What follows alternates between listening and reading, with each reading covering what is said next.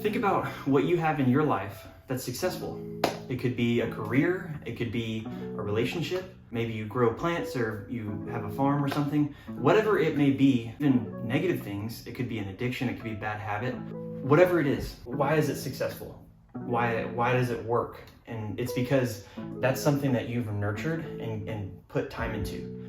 It doesn't matter how many seeds you plant, it matters which ones you water. If I could go back 10 years, 5 years and give myself advice, that's what it would be. Another thing that people say is, don't put all your eggs in one basket. But for me, it makes more sense to think of it in the terms of planting seeds, because I don't know about you, but I get excited about a lot of things and I want to try and start a whole bunch of new adventures and have different goals. But I think something that would help me and hopefully you is thinking about it like you're planting seeds, and if you can't water all of them, then figure out which ones you can water all at the same time and focus on those, because you're going to be more successful when you have fewer, smaller, more attainable goals. And I'm not saying not to have big goals, just make sure that you can handle what you're putting on your own plate.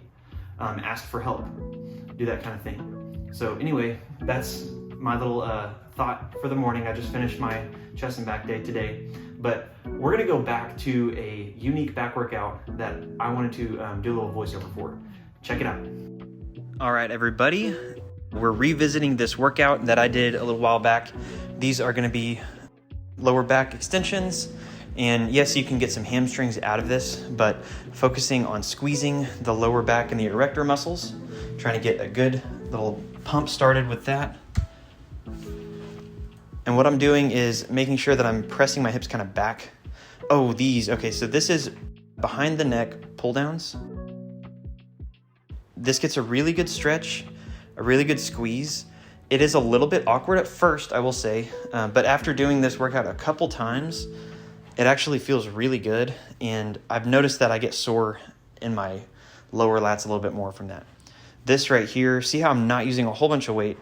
This is a very solid workout. You can see the elbows are going really far wide.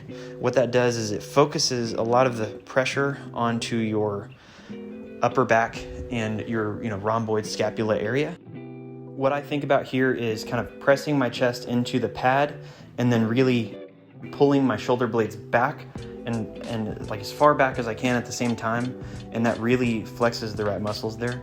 Okay, now we're gonna move on to these V-bar pull downs. These are really good for the upper lats. It gets a really good stretch and a really good squeeze. You really don't have to use a lot of weight.